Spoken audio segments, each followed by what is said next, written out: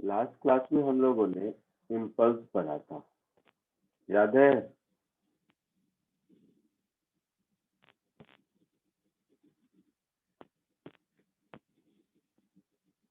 Last class में हम लोगों ने इम्पल्स पढ़ा था, याद है? Yes sir. आज पढ़ेंगे कोएफिशिएंट ऑफ रेस्टिट्यूशन।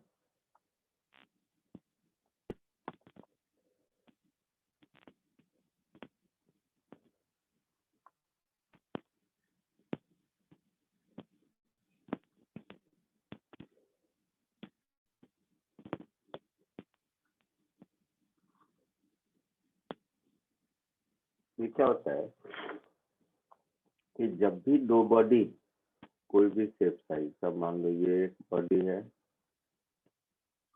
और ये एक बॉडी है, ये दोनों जब एक दूसरे से कोलाइड करते हैं, मतलब इसकी स्पीड है मान लो u1 इधर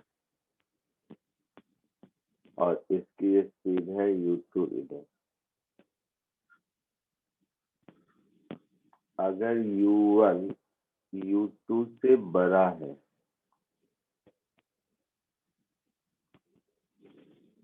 तो क्या होगा,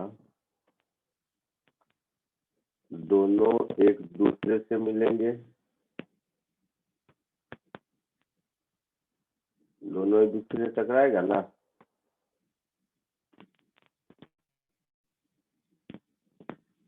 बोलो।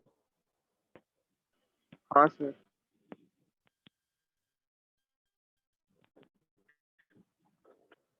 तो ये टकराने में क्या होता है कि ए बी पर इधर फोर्स लगाता है और बी ए पर इधर फोर्स लगाता है, दोनों एक दूसरे पर फोर्स लगाते हैं थोड़ी देर के लिए। तो ये हो गया impulse on B due to A, ये हो गया impulse on A due to B.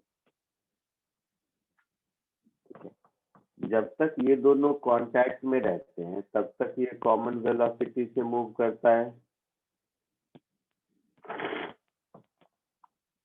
ना। कुछ टाइम के लिए दोनों कांटेक्ट में रहेंगे ना, फ्रैक्शन ऑफ सेकंड के लिए या जैसे भी कह दो, कुछ समय के लिए तो दोनों कांटेक्ट में रहेंगे ही रहेंगे। जैसे एक रबर के बॉल को ग्राउंड पर फेंको तो ग्राउंड पर गया नीचे, थोड़ी देर के लिए ग्राउंड से चिपका रहेगा, मतलब उसमें कंप्रेस होगा, फिर वापस अपना शेप रिगेन करेगा, फिर सेपरेट होगा, ऐसा होता है ना। हाँ सर। है ना। तो दोनों थोड़ी देर के लिए कांटेक्ट में रहेंगे तो उस समय दोनों कॉमन वेलोसिटी से आगे जाते रहेंगे। उस कॉमन वेलोसिटी के बाद फिर ये दोनों सेपरेट हो जाएंगे, तो फिर ये दोनों सेपरेट हो जाएंगे, मतलब उसके बाद इसकी वेलोसिटी हो जाएगी v2 और इसकी वेलोसिटी हो जाएगी v1। अलग अलग डायरेक्शन में भी हो सकता है, मैंने एक ही डायरेक्शन में बनाया है, ठीक है। तो यहाँ पर दोनों सेपरेट हुए हैं, तो इसमें वेलोसिटी ऑफ सेपरेशन और यहाँ पर वेलोसिटी ऑफ अप्रोच। तो जब दोनों सेपरेट हुए हैं, जब दोनों एक दूसरे को अप्रोच कर रहा है, तो पहले वाले डायग्राम से वेलोसिटी ऑफ अप्रोच कितना होगा बताओ। u1 minus u2। Very good, u1 minus u2। और वेलोसिटी ऑफ सेपरेशन कितना होगा, v2 minus v1। v2 minus v1। Very good, v2 minus v1। तो ये जो रेशियो है वेलोसिटी ऑफ सेपरेशन और अप्रोच का, इसी को हम लोग कोएफिशिएंट ऑफ रेस्टिट्यूशन कहते हैं। एक दूसरा डेफिनेशन क्या है, इसको समझो इसी का। इसको डायग्राम में ड्रॉ करना के बताना मुश्किल है कि जब ये दोनों एक दूसरे से टकराता है, इनको थोड़ा सा कोशिश करते हैं ड्रॉ करने का। अच्छा चलो, दोनों जब एक दूसरे से टकराता है तो दोनों के शेप में कुछ तो चेंज होगा। पॉइंट ऑफ कांटेक्ट पर समझने के लिए दो इलास्टिक बॉल लो, वो दोनों जब टकराता है तो दोनों थोड़ा थोड़ा पिचकता है, फिर दोनों अपना शेप रिगेन करता है, उसके बाद सेपरेट करता है। ये कहानी होती है ना सेपरेट करने की, है ना। Yes sir. तो कोएफिशिएंट ऑफ रेस्टिट्यूशन भी क्या होता है एक्चुअल में कि जब वो सेपरेट होता है तो सेपरेट होने से पहले वो अपने शेप को रिगेन करने की कोशिश करता है। तो कोएफिशिएंट ऑफ रेस्टिट्यूशन को हम लोग ऐसे बोलते हैं कि अपने बॉडी को रिगेन करने के लिए जो वो खुद फोर्स लगाता है, that is impulse of रीफॉर्मेशन।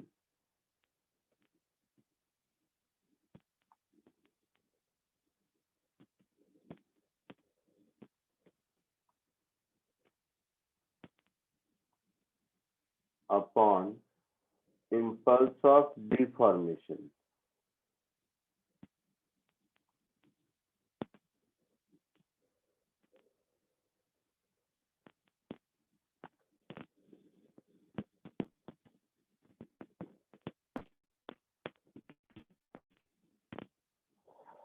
Impulse of reformation upon impulse of deformation. Impulse of reformation का मतलब ऐसा हो गया, impulse तो पढ़ चुके हैं, जो भी डिफॉर्मिंग फोर्स होगा उसका dt इंटीग्रल जितनी देर तक कांटेक्ट में है, जो भी डिफॉर्मिंग फोर्स होगा उसका, ये थ्योरेटिकल डेफिनेशन है, यूज कैसे करते हैं सीखेंगे।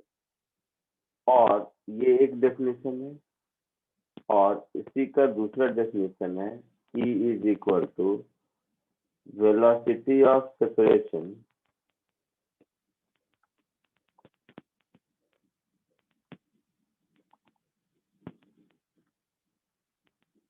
upon velocity of approach.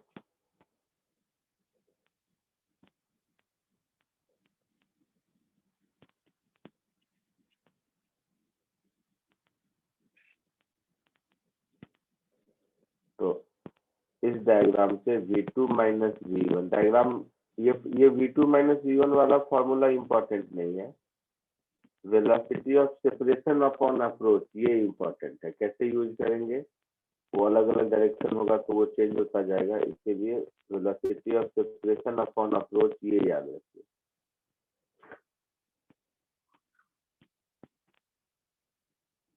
अब देखो इस E के वैल्यू से हम लोगों को क्या क्या मिलता है वो देखो। मैक्सिमम क्या हो सकता है कि जब दो ऑब्जेक्ट एक दूसरे के साथ कांटेक्ट में आए उसके बाद सेपरेट हो ही नहीं, मतलब उसमें रिफॉर्मेशन हो ही नहीं, ज्यादा से ज्यादा यही हो सकता है। तो उस केस में E की वैल्यू 0 होती है। तो E की वैल्यू 0 होती है तो इसको हम लोग कहते हैं perfectly inelastic collision.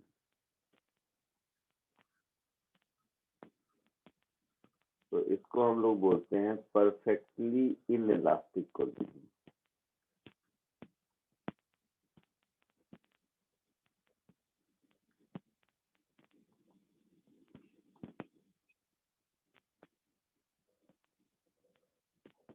That is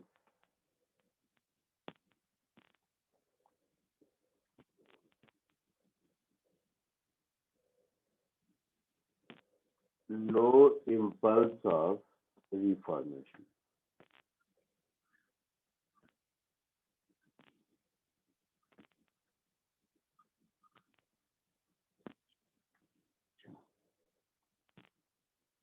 अगर E की वैल्यू 1 है तो E की वैल्यू 1 का मतलब ये हुआ कि इम्पल्स ऑफ रिफॉर्मेशन और इम्पल्स ऑफ डिफॉर्मेशन इक्वल है, मतलब ऑब्जेक्ट अपना शेप रीगेन कर लेगा, है ना। तो इसको हम लोग बोलते हैं इलास्टिक कोलिजन। इसमें क्या होगा कि ऑब्जेक्ट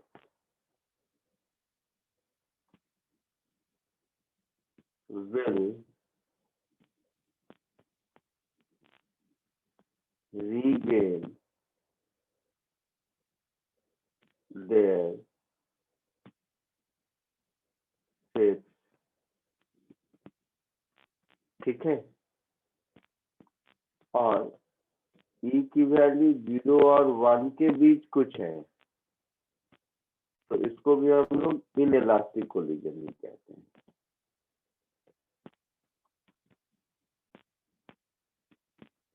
वन है तो परफेक्टली इनइलास्टिक, और इसको इनइलास्टिक कोलिजन ही कहते हैं।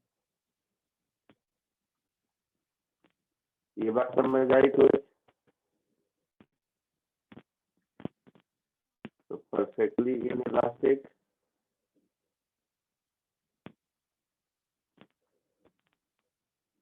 इलास्टिक और फिर inelastic collision. Coefficient of restitution के डेफिनेशन के बेसिस पर कोलिजन को हम लोग इस तरह से 3 पार्ट में कैटेगराइज करते हैं। पहले यहाँ पे कॉपी कर लो, फिर आगे बढ़ते हैं।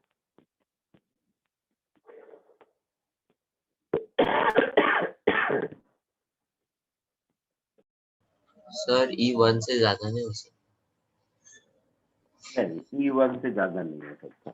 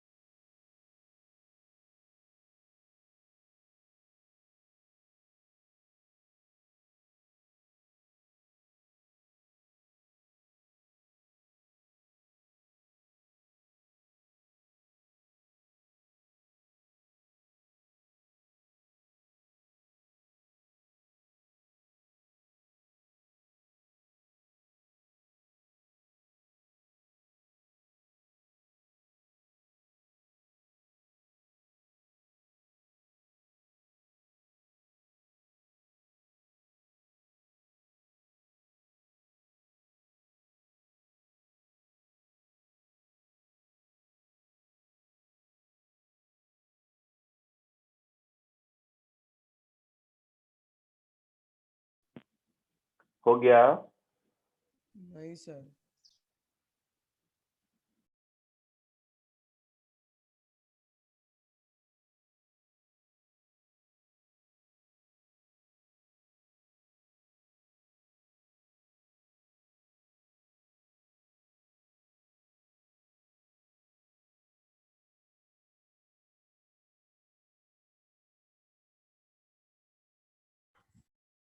Sir impulse of reformation upon क्या लिखा है? Impulse of impulse of reformation upon impulse of deformation.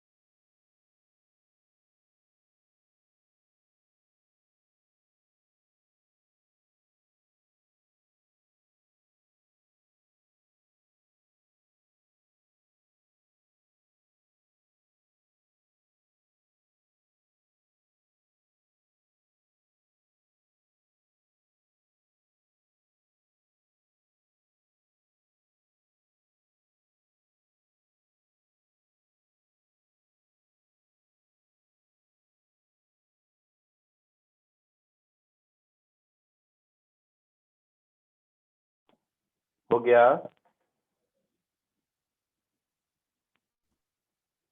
Sir, 2 minutes.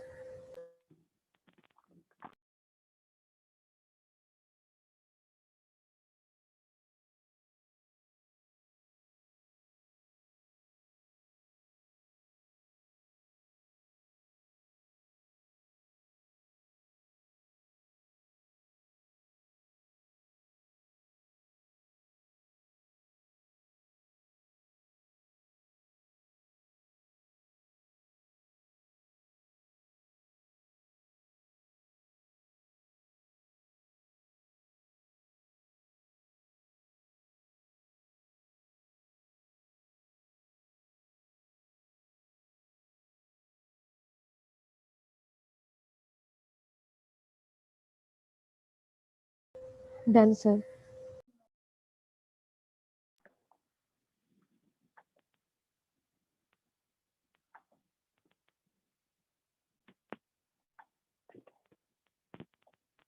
एक छोटा सा क्वेश्चन देखिए, 2 मिनट में बताइए आंसर।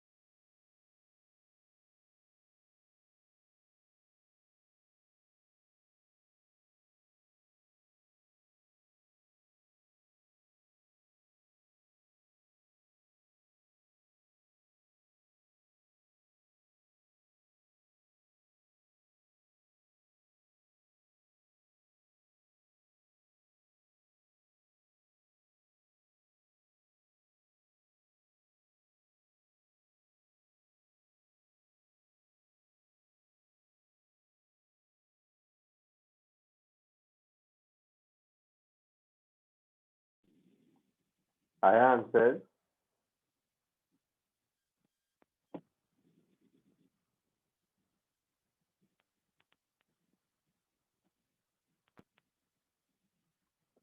बोलो।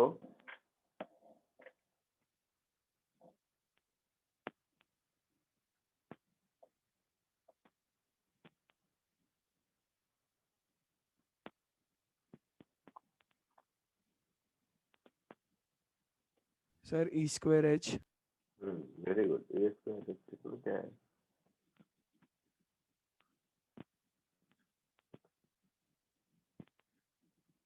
इसको अगर यहाँ से रिलीज करेंगे ये ऐसे आएगा,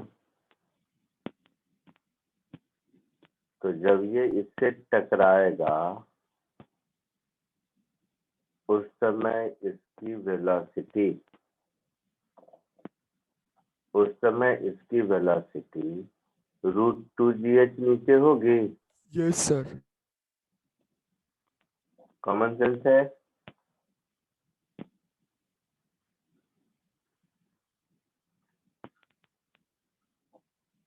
फिर जब इसको वापस वेलोसिटी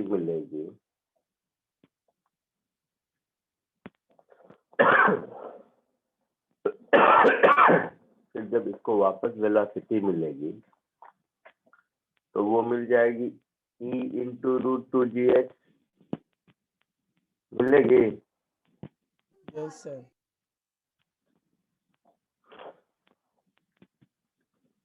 पक्का? तो ये यहाँ फिर कितना ऊपर जाएगा? तो मान लो यहाँ तक पहुंचा h1 हाइट तक,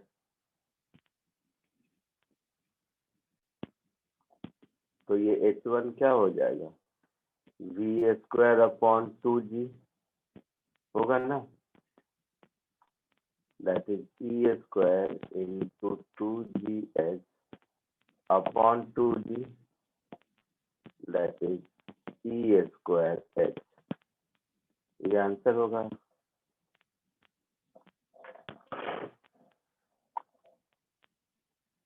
ठीक है।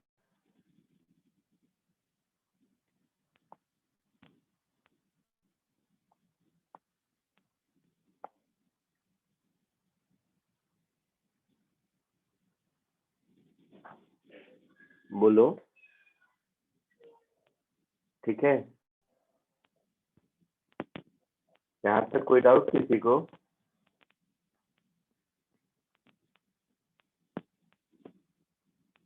बोलो, कोई नहीं डाउट है सर। किसी को?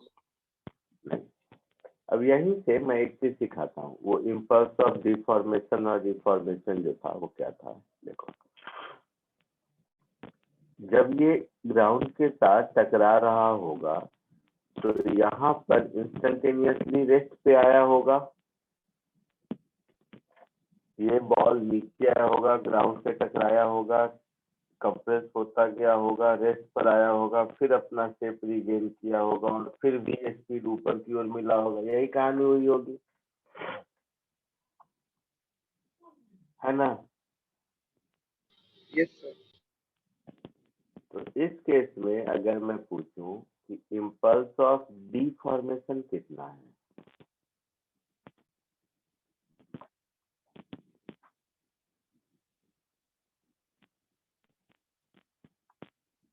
तो इम्पल्स क्या होता है? चेंज इन मोमेंटम होता है ना। बोलो। तो जब तक ये डिफॉर्म हुआ है उस समय तो इसकी स्पीड 0 हो गई है। 0 हो गई है ना। तो 0 माइनस mu ये होगा इम्पल्स ऑफ डिफॉर्मेशन।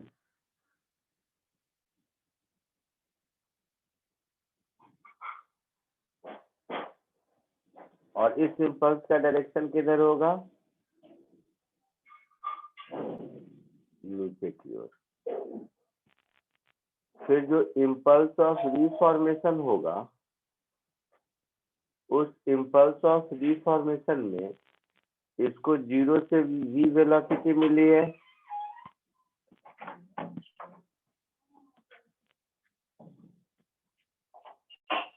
है ना।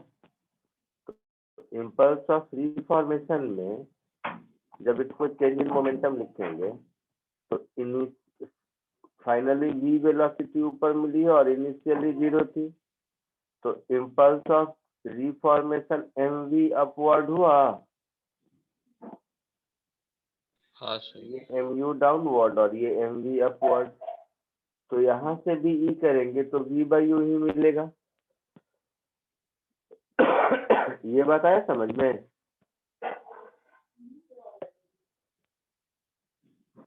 इस क्वेश्चन में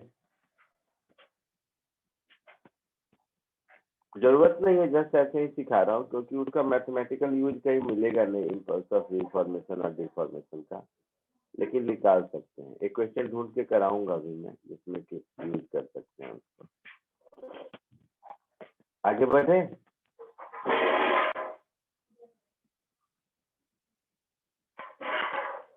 आगे बढ़े।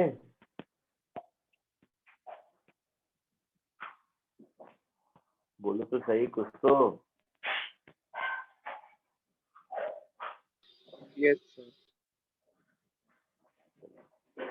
नेक्स्ट क्वेश्चन देखो, इसी टाइप का क्वेश्चन है, थोड़ा सा इससे अच्छा है।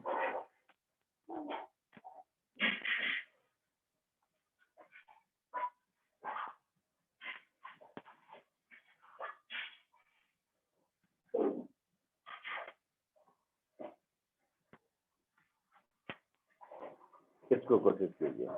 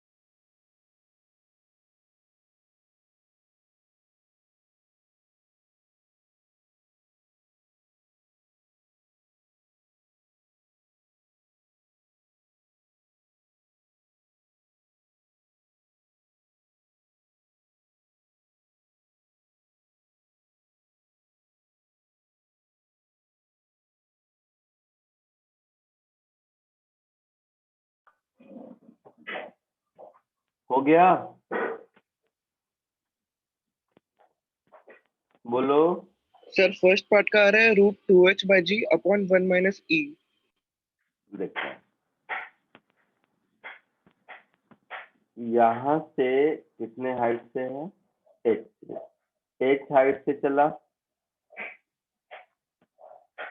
तो ये हाइट h है, यहाँ पर स्ट्राइक करेगा, फिर दोबारा जाएगा तो इससे कुछ कम हाइट तक जाएगा,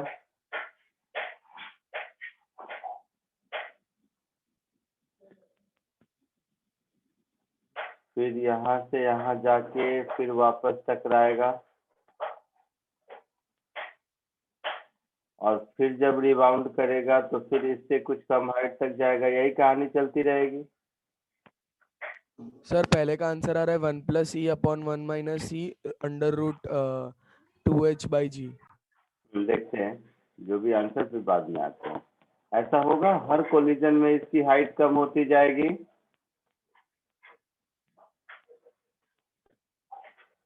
है ना? ये बात समझ आ रही है? Yes sir. तो अभी ऊपर ही देखा था, ये अगर h है तो ये e² h हो जाएगा, तो ये फिर e4h हो जाएगा, यस सर, ऐसे फिर चलता ये रहेगा। e6h हो जाएगा। ऐसा होता रहेगा। यस सर, इंफिनिटी तक। यही कहानी चलती रहेगी। ए में पूछा है find the time taken by the ball to stop rebounding. तो पहला वाला में यहाँ से यहाँ तक टाइम आने में कितना लगा? इसमें टाइम कितना लगा? √2h/g। √2h/g।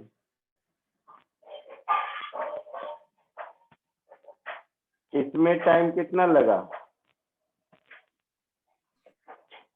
इसमें तो u²/2g होगा। यहाँ पर जो भी वेलोसिटी इसको वापस मिलेगी, ऊपर जाके नीचे आने में u²/2g होगा। नहीं समझे?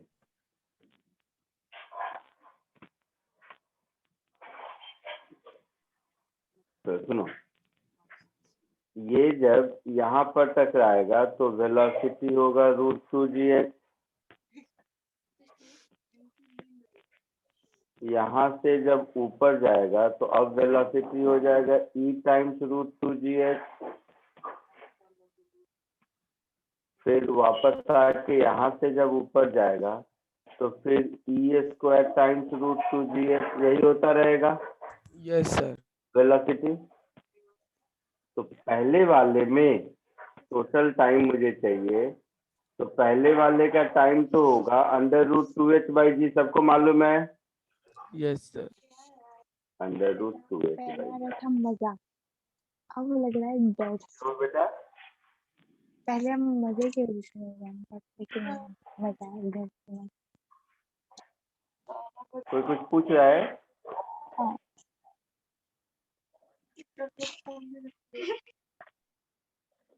इसमें क्या होगा, ये अगर वेलोसिटी v है तो टाइम ऑफ फ्लाइट क्या होता है? u², 2u/g होता है। तो ये हो जाएगा 2e√2gh/g। ऐसा होगा। अगली बार फिर 2e²√2gh/g। ऐसा होगा। अगली बार फिर 2e³ ऐसा होगा। ये बात समझ आ रही है? Yes sir. ऐसा इनफाइनाइट टाइम तक होता रहेगा। Yes sir. ठीक है। तो यहाँ पर अगर देखोगे तो √2h/g कॉमन ले लेंगे। Yes sir. अच्छा, तो ये हो गया 1 plus under root 2h/g common ले लेंगे तो ये कितना हो जाएगा? 2e 2e under root G by G. ये हो जाएगा 2e रूट जी भी आएगा सर।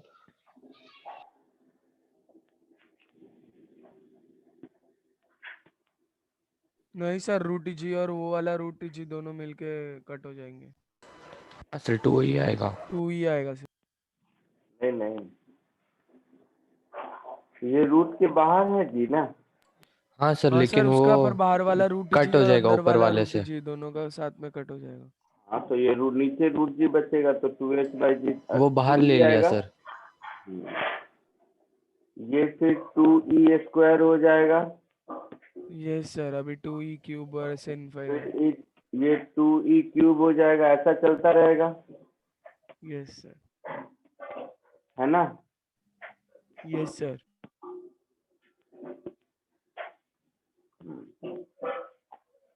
तो इसको ऐसे कर दो, अंडर रूट 2h/g रहने दो और इसमें 2e into under root 2h/g रहने दो। फिर ये हो जाएगा 1 + e + e², ऐसा कुछ। ये इनफाइनाइट जीपी बन गया। सर यस पहला सर। वाला वैल्यू में जीबी रूट में। ये जो इनफाइनाइट जीपी बन गया, इस इनफाइनाइट जीपी का सम क्या होगा? इनफाइनाइट जीपी का सम जानते हो तुम लोग? Yes sir. क्या होता है? a/1 - r। Yes sir. तो ऐसा होगा। तो यहाँ से अंडर रूट 2h/g अगर हम कॉमन ले लेंगे तो हो जाएगा 1 + 2e/1 - e। तो ये होगा अंडर रूट 2h/g ऊपर 1 + e नीचे 1 1। माइनस। ये आंसर होगा। आया था किसी को? यस सर, मुझे आया था। Very good. कॉपी कर लो सब लोग ये पार्ट।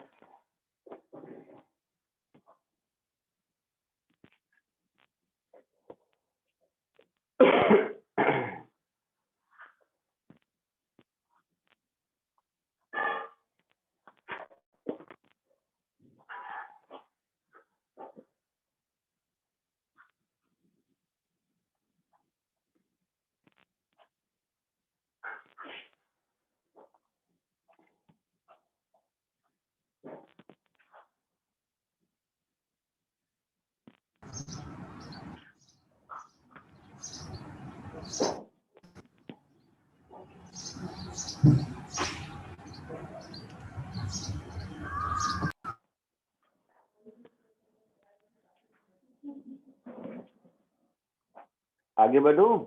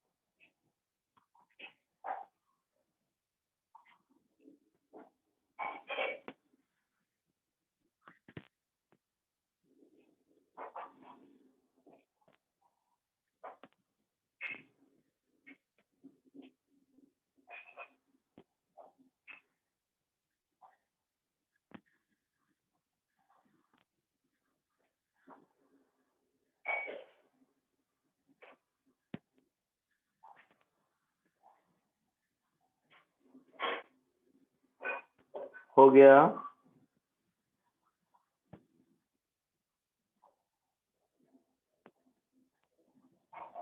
Yes sir. अच्छा,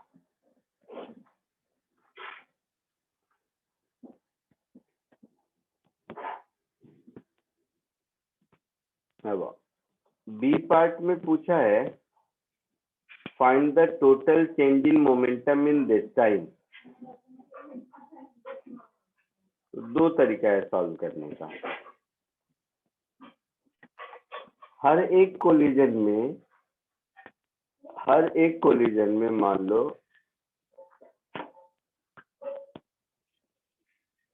ये जैसे फर्स्ट कोलिजन में ये v0 स्पीड से आया और इसको v1 स्पीड ऊपर मिला, है ना। तो चेंज इन मोमेंटम पहले कोलिजन में कितना हुआ?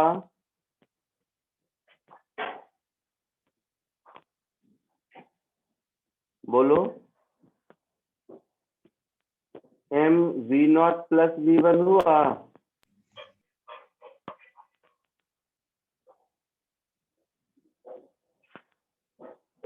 समझ आ रहा है? Yes sir. पहले मोमेंटम m v0 माइनस जे कैप में था, फिर मोमेंटम m v1 प्लस जे कैप में हुआ, तो चेंज कितना हुआ? फाइनल माइनस इनिशियल यही हुआ ना।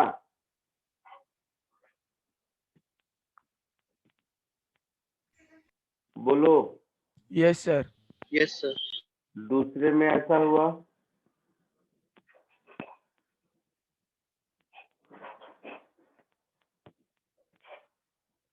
तीसरे में ऐसा हुआ, सो ऑन सो फोर्थ, यही होता रहा। अब यस एक सर। बार इस एक्सप्रेशन को देखो, v0 की वैल्यू √2gh और v1 की वैल्यू ev0, तो ये हो जाएगा mv0 इंटू 1 प्लस ई,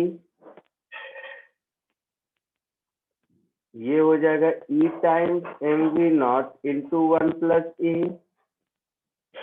ये फिर हो गया e square times mv0 into 1 plus E, यही होता रहेगा। Yes sir. सबको समझ आ रहा है ये बात?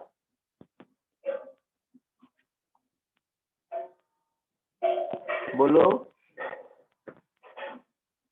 तो सबको ऐड कर देंगे तो टोटल चेंज इन मोमेंटम मिलेगा, that is mv0 into 1 plus E, common ले लिया तो 1 plus E square so on so fourth, ये इनफाइनाइट टर्म का जीपी बन गया। फिर यस सर।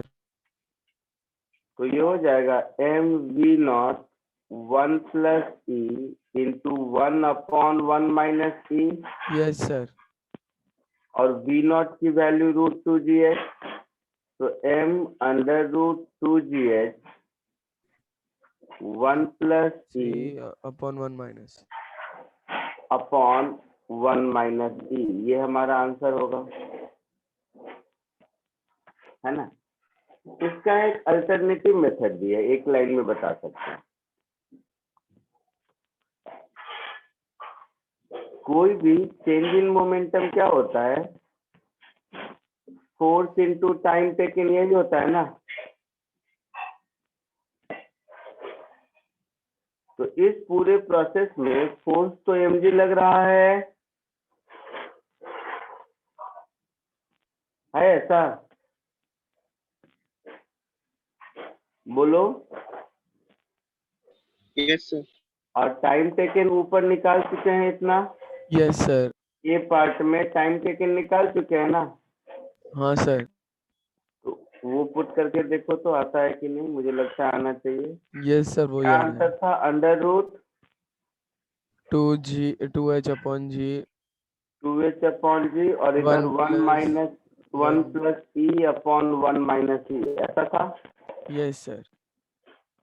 तो ये √g को इधर उधर कर दो तो सेम आंसर आ गया। हाँ सर, ये वही आ रहा है। ऐसे भी कर सकते हैं, दो मेथड है, बट इसके लिए ये टाइम का रिजल्ट पहले से आया हुआ है तब, और टाइम का रिजल्ट अगर नहीं आया हुआ है तो जैसे ऊपर मेथड 1 में बताया वैसे करना है। क्लियर है सबको? Yes sir. आया समझ में? Find the average force exerted by the ball using result of part A and B। तो फोर्स mg आएगा, एवरेज फोर्स, या तो मैं सॉल्व कर देता हूँ, नहीं तो कॉमन सेंस से mg ही आएगा, क्योंकि change in momentum is force into time, time मालूम है तो mg ही आएगा ना, नहीं समझे? Average force is equal to change in momentum upon time taken, यही होता है ना। तो टाइम टेकन सेकेंड पार्ट में निकाला, sorry time taken first part में हम लोगों ने निकाला, कुछ ऐसा आया था, under root 2h/g 1 plus E upon 1 minus E, ऐसा कुछ। और change in momentum second part में निकाला, m under root 2gh into 1 plus E upon 1 minus E, ऐसा कुछ। यस सर, एमटी बचेगा।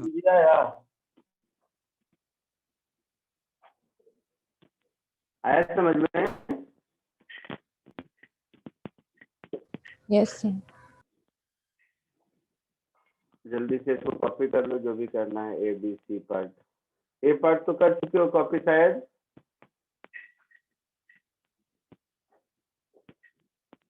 तो इसको करना है कर लीजिए।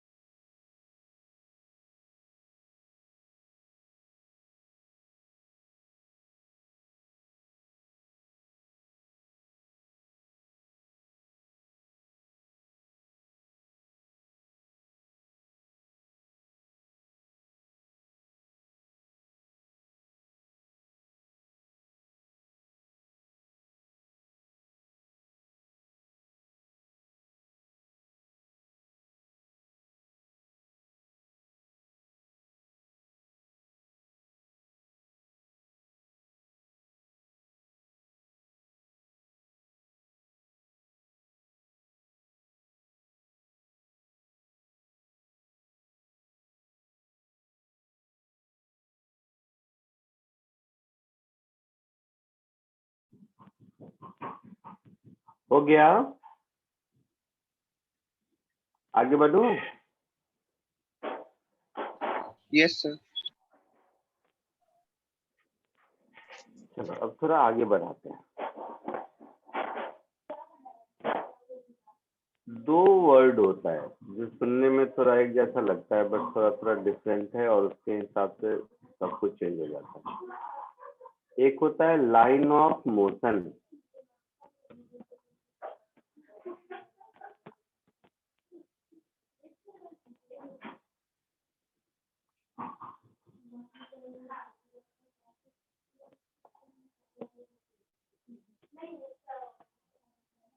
सपोज ये एक ऑब्जेक्ट है और ये एक ऑब्जेक्ट है। ये वाला ऑब्जेक्ट मान लो इधर जा रहा है, ये वाला ऑब्जेक्ट मान लो इधर जा रहा है। तो जो वेलोसिटी वेक्टर है किसी भी ऑब्जेक्ट का, उसको हम लोग लाइन ऑफ मोशन बोलते हैं। ठीक है, तो इस डायरेक्शन को हम लोग बोलेंगे लाइन ऑफ मोशन ऑफ ए।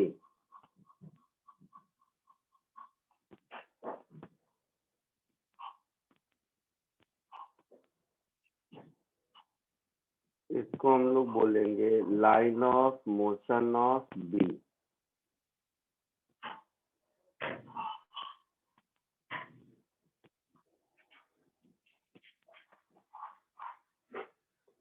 तो line of motion is nothing but direction of velocity. ये बात समझ आई?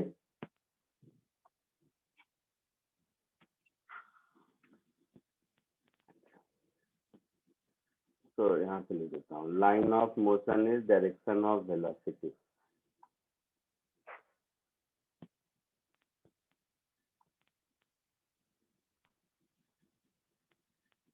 Line of motion is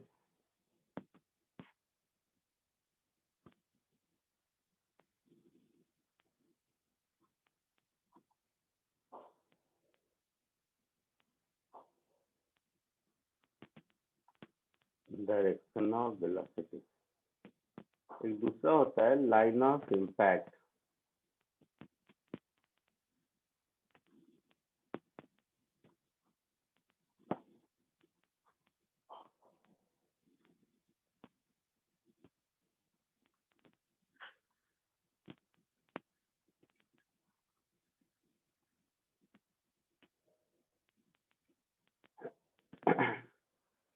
line of impact का मतलब है जैसे यही दोनों ऑब्जेक्ट जो ऊपर है, एक तो उधर जा रहा था और ये दूसरा वाला कहीं और जा रहा था। तो ये दोनों जब टकराएगा तो ये दोनों एक दूसरे पर फोर्स इस डायरेक्शन में लगाएगा, ये इस पर इम्पल्स इधर लगाएगा और ये इस पर इम्पल्स इधर लगाएगा। इसको अगर ए कह दें और इसको बी कह दें तो impulse on A due to B इधर होगा अगर, तो impulse on B due to A इधर होगा। मतलब जबकि दोनों का वेलोसिटी का डायरेक्शन कुछ और था, लाइन ऑफ मोशन इसका शायद हॉरिजॉन्टल था, इसका कहीं और था, बट जिस डायरेक्शन में दोनों एक दूसरे को फोर्स लगाता है, एक दूसरे को इम्पल्स देता है, उस डायरेक्शन को हम लोग लाइन ऑफ इम्पैक्ट कहते हैं। समझ आया?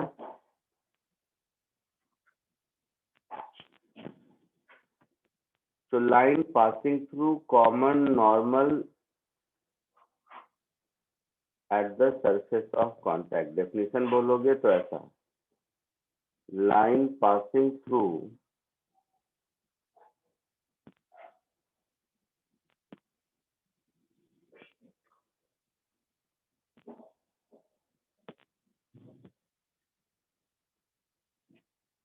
common normal at the point और सरफेस ऑफ कांटेक्ट, जो भी कह दो, at the point of contact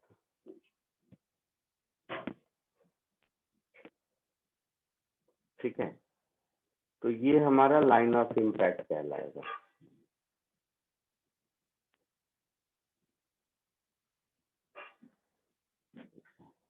एक दो और लाइन ऑफ इम्पैक्ट का एग्जांपल देख लेते हैं। ऐसा वाला सपोज जैसे मान लो ये एक इंक्लाइंड प्लेन है, ऐसा कुछ, एक बॉल मान लो ऊपर से ऐसे आया, ऐसे गिर के इससे स्ट्राइक किया, तो ये जो लाइन है ये इसका लाइन ऑफ मोशन है, ये इसका लाइन ऑफ मोशन है।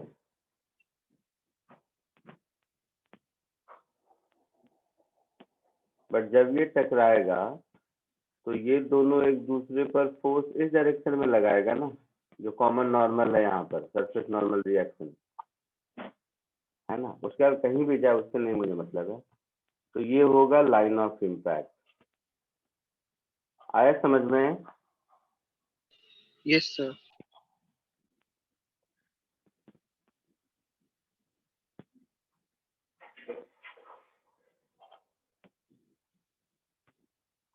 इसको पहले कॉपी कर लो फिर आगे बढ़ते हैं।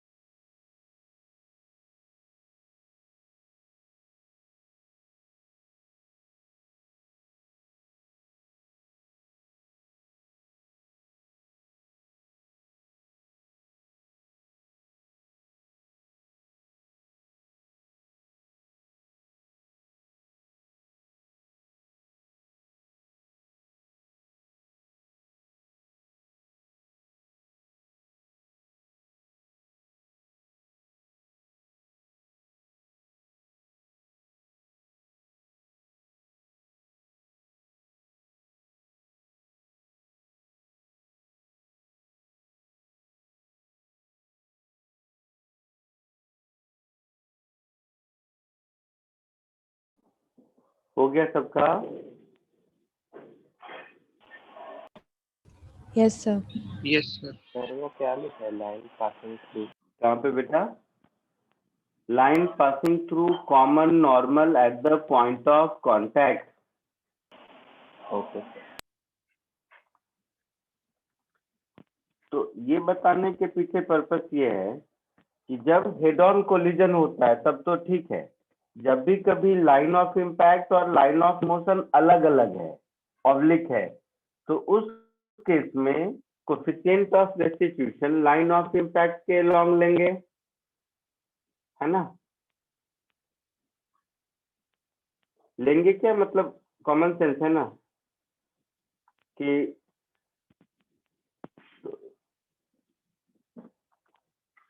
so as a theory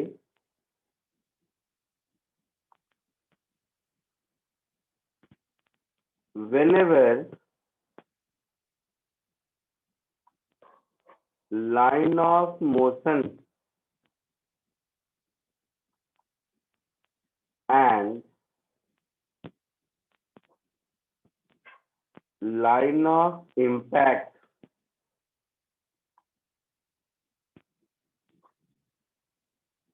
are different,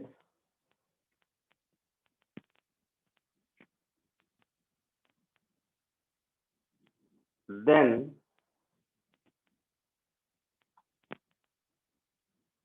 velocity of separation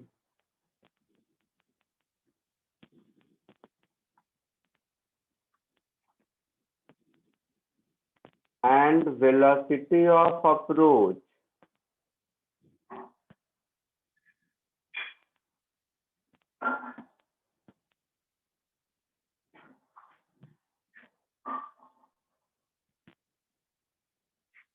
are taken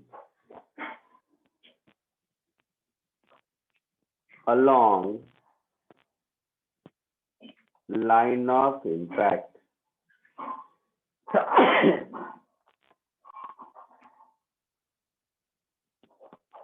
इसको कॉपी कर लीजिए। फिर ये समझने के लिए इस लाइन का को अप्लाई करने के लिए क्वेश्चन में अप्लाई करेंगे तभी सही से समझेंगे। एक क्वेश्चन करते हैं।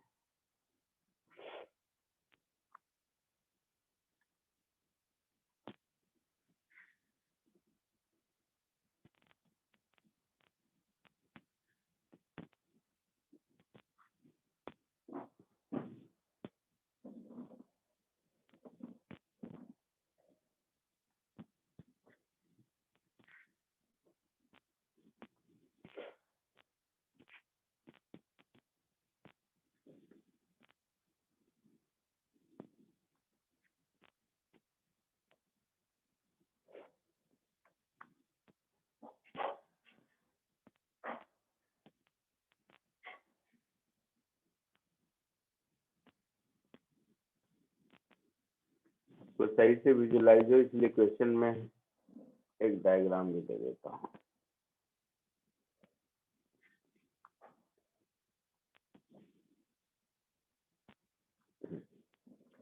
ऊपर वाला पॉइंट कॉपी कीजिए और फिर इस क्वेश्चन को अटेम्प्ट कीजिए।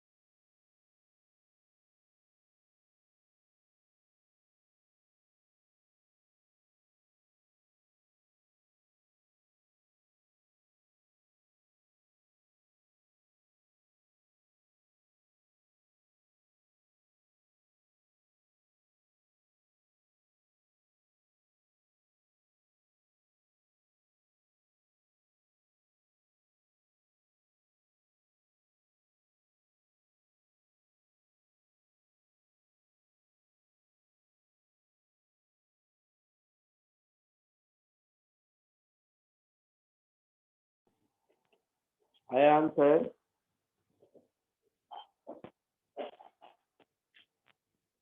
बोलो।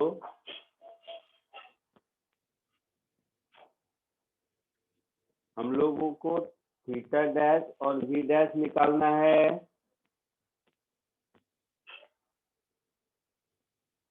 बोलो, आवाज आ रही है? Yes Yes, sir. आया कुछ?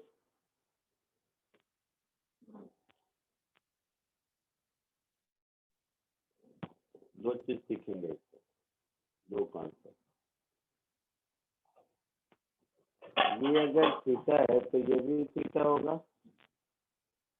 तो ये कंपोनेंट v cos थीटा होगा और ये कंपोनेंट v sin थीटा होगा ऐसा?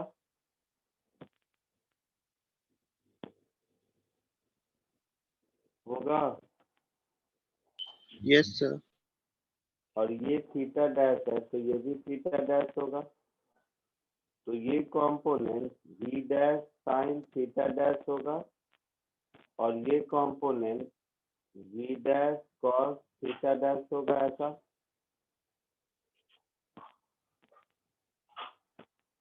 तो वेलोसिटी ऑफ सेपरेशन कितना है और वेलोसिटी ऑफ अप्रोच कितना है, बताओ। कॉमन नॉर्मल तो ये लाइन होगा, लाइन ऑफ इम्पैक्ट, तो velocity of approach v cos theta होगा। बोलो। Yes. और velocity of separation v dash cos theta dash होगा।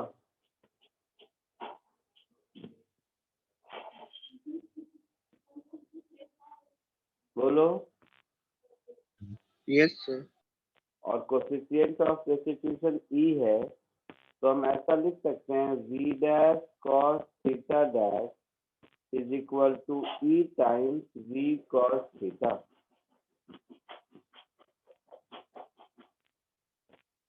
एक तो ये बात समझाना है कि जब भी ऑब्लिकली कोलाइड करे तो वेलोसिटी ऑफ अप्रोच और वेलोसिटी ऑफ सेपरेशन ये अलोंग कॉमन नॉर्मल लेते हैं। ये बात समझ में आ गई?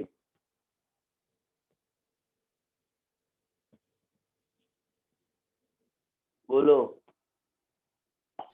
हाँ सर, समझा। अब ये दोनों ग्राउंड और बॉल दोनों एक दूसरे पर फोर्स तो इसी नॉर्मल के अलोंग लगाए होंगे ना।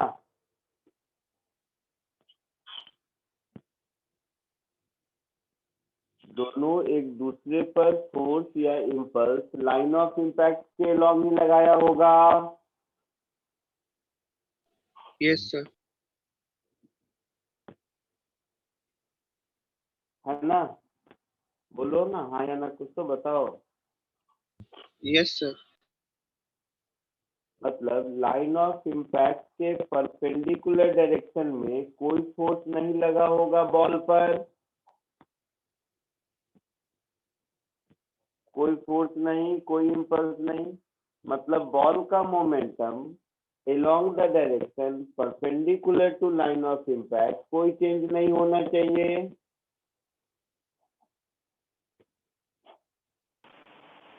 Yes. है ना? तो since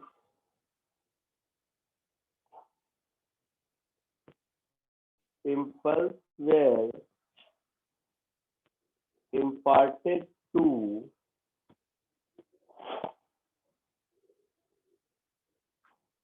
the ball along line of impact,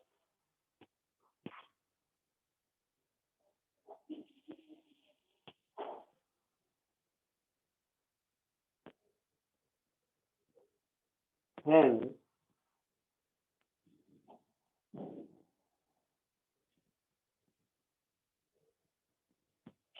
momentum of the ball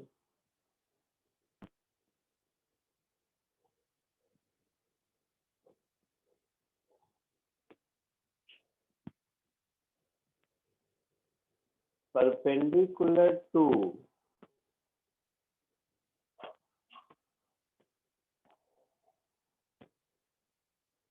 line of impact should not change, है ना?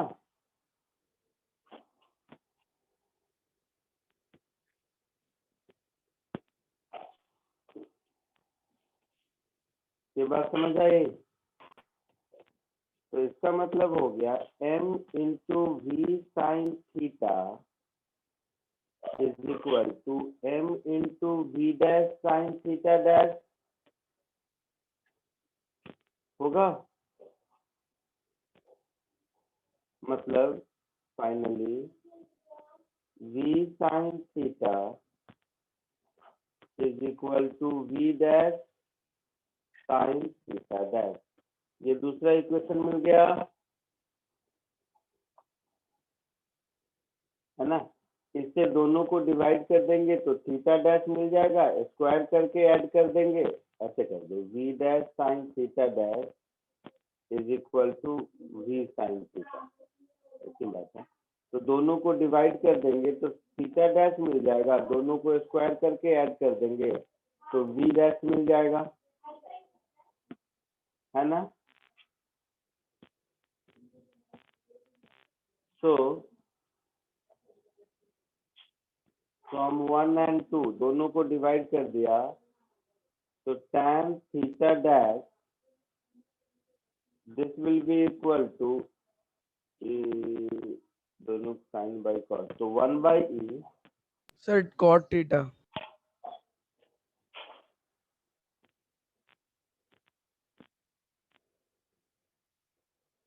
Sign by cos 1 by e tan theta ऐसा होगा। तो theta dash will become tan inverse tan theta upon e, ये हमारा answer होगा। क्या फिर हम लोग Clear e है? cot थीटा भी लिख सकते हैं ना?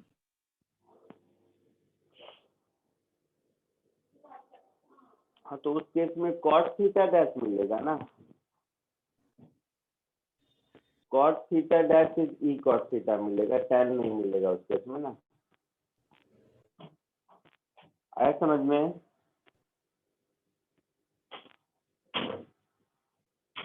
और दोनों को स्क्वायर करके ऐड कर दोगे तो आपको कुछ ऐसा मिलेगा, v dash is equal to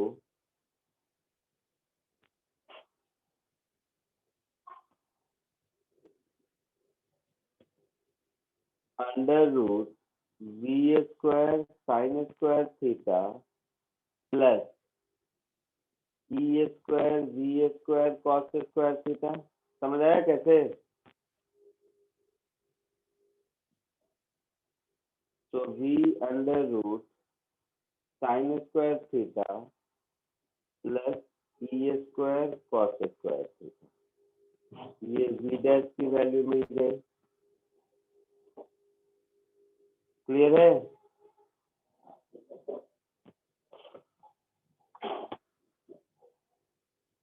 यहाँ तक कोई दिक्कत?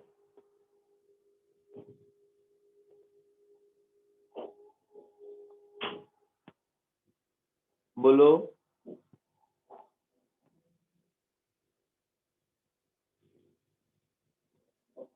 बोल तो सही।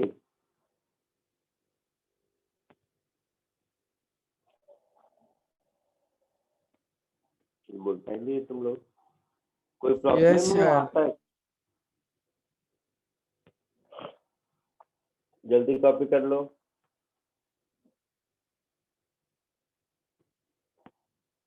कॉपी कर लिया हो तो आगे बढ़ूं? नहीं किया, 1 मिनट।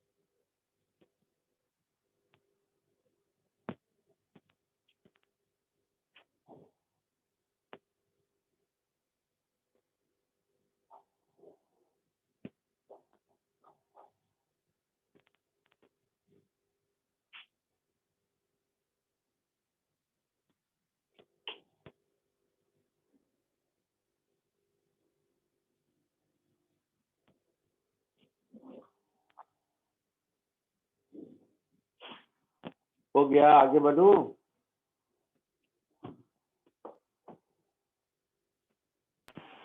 नहीं सर।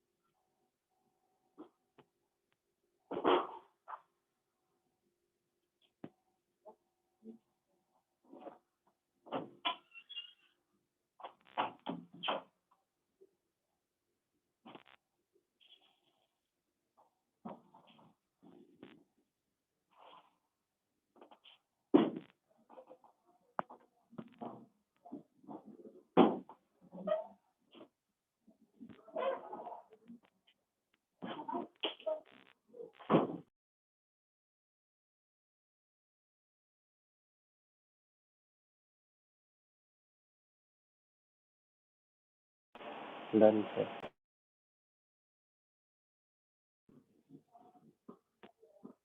हो गया? एक और क्वेश्चन देखो सिमिलर कॉन्सेप्ट पे।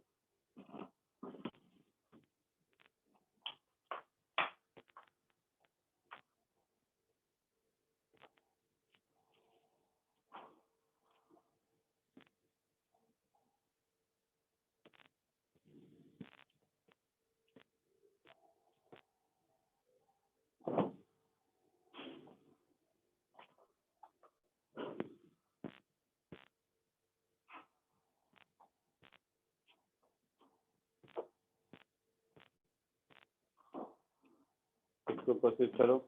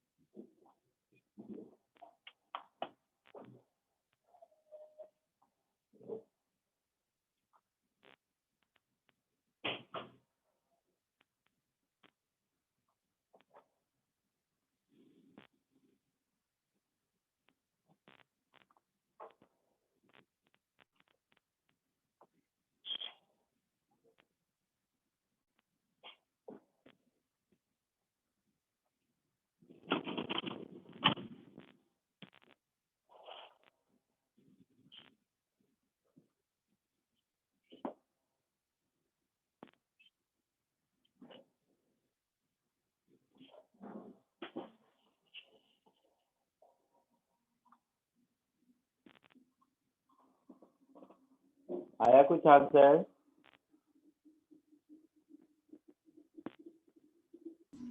Sir 1 minute.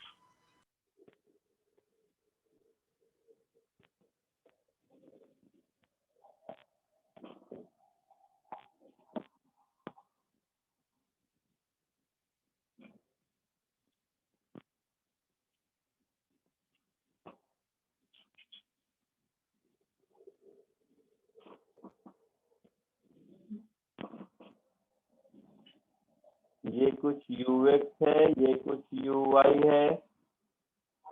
है ना?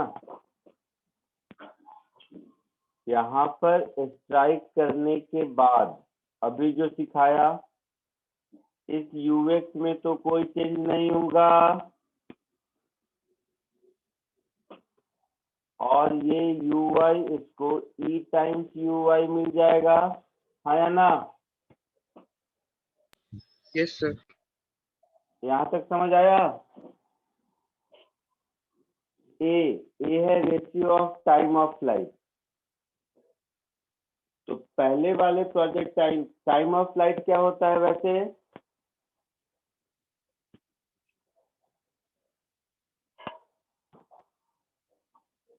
क्या होता है बताओ? 2 U by G। 2 u/g। तो दूसरे वाले का टाइम ऑफ फ्लाइट क्या हो जाएगा?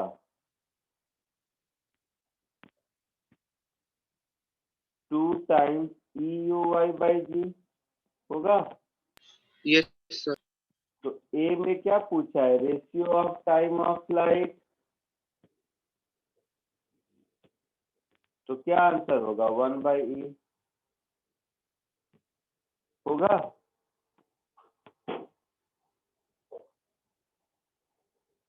बी में क्या पूछा है? रेंज। पहले वाले रेंज का क्या फॉर्मूला होता है?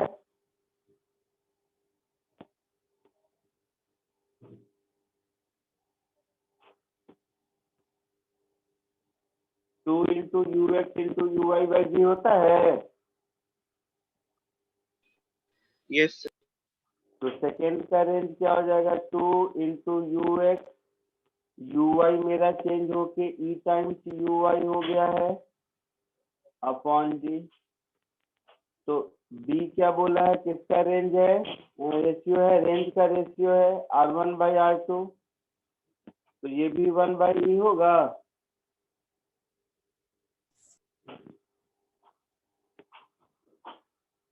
सी में मैक्सिमम हाइट पूछा है। मैक्सिमम हाइट क्या होता है? U square sin square theta by 2G। UI² बोलो 2G। U square 2g। तो ये हो जाएगा UI²/2g। इस केस में कितना हो जाएगा? E times UI²/2g। तो ये मैक्सिमम हाइट का रेशियो H1/H2 क्या हो जाएगा? 1/e²। 1/e²। समझ आया? yes yes sir। सर। ठीक है, कॉपी कर लो। आज के लिए इतना ही। जैसे जैसे कॉपी हो जाता है करते हुए निकलते चलो। मैं रिकॉर्डिंग स्टॉप करता हूँ।